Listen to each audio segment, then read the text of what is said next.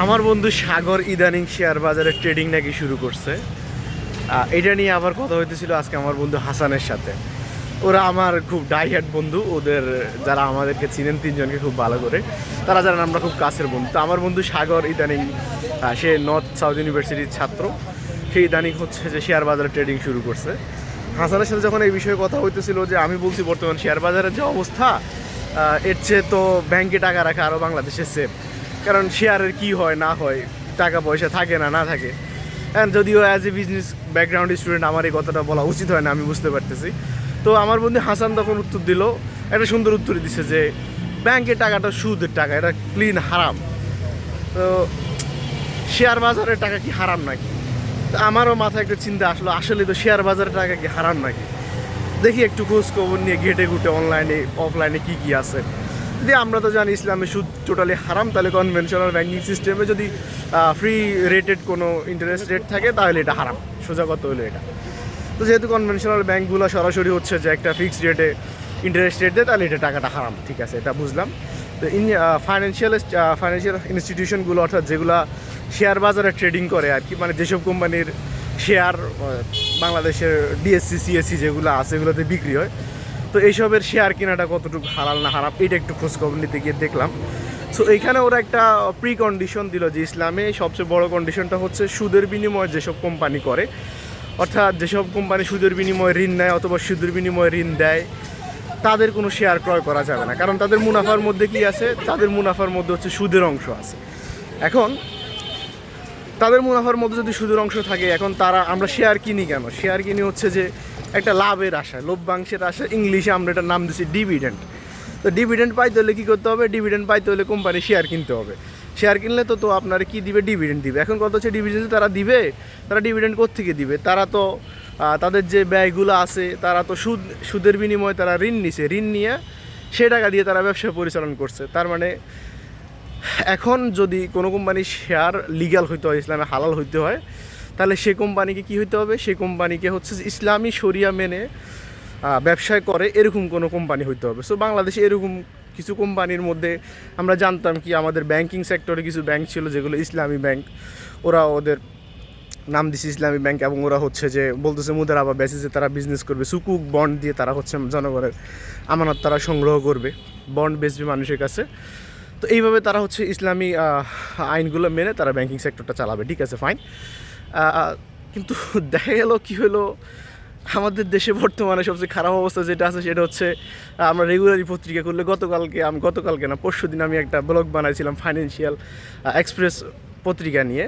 তো সেখানে খুলে দেখি প্রথম পেজে লেখা আছে বড় বড় করে যে গ্লোবাল ইসলামী ব্যাংক, এরপর হচ্ছে সোশ্যাল ইসলামী ব্যাংক, এরপরে এক্সিম ব্যাংক, এরপর আরও কয়েকটা ইসলামী ব্যাংক মিলে এখন কি ব্যাংক বানানো হচ্ছে? সম্মিলিত ইসলামী ব্যাংক। কেন? কারণ এইসব কোম্পানির যে পরিমাণ সম্পদ আছে, সে পরিমাণ সম্পদ দিয়ে তাদের দায় আসলে মেটানো সম্ভব না, এবং দায় মেটানো সম্ভব তো না, এবং তাদের শেয়ার হোল্ডার যারা আছে সেসব কোম্পানির শেয়ার হোল্ডাররাও কোনো টাকা পয়সা পাবে না।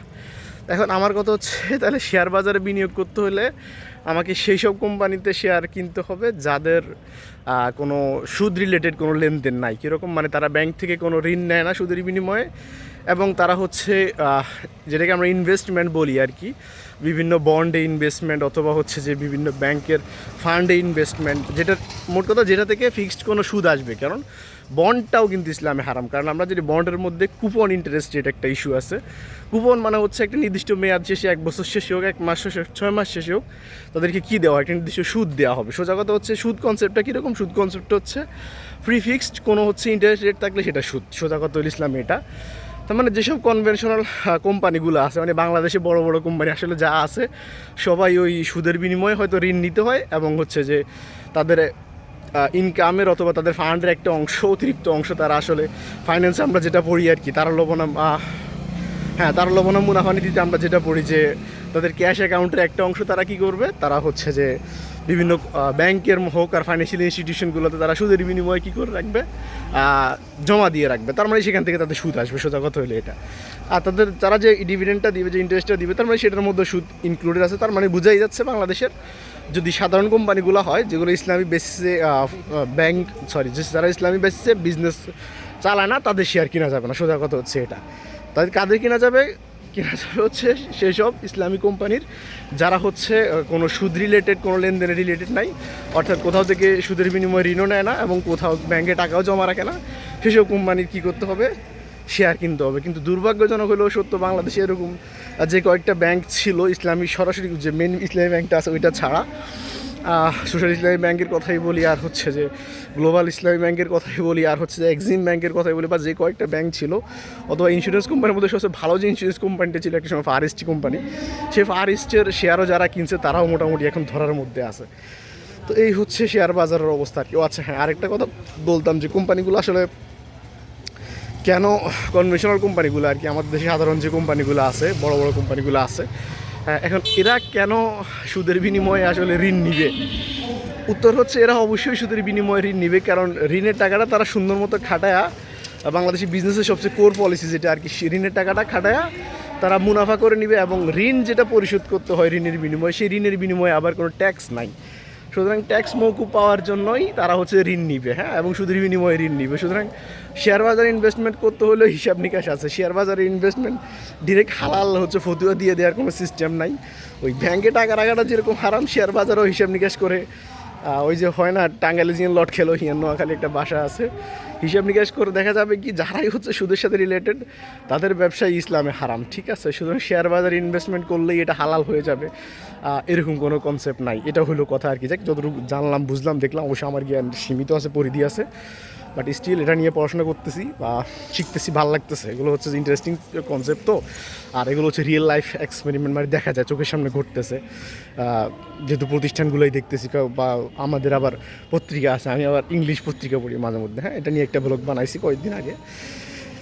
যাই হোক, দ্যাটস ইট। এখন আমাকে যেতে হবে হলে, আমি আবার উল্টা করে সূর্য সেনার দিকে চলে আসছি রে। না, আর ব্লগ টোলগ এগুলো ছেড়ে দিতে হবে, ধর্মের পথে আসতে হবে ইনশাআল্লাহ।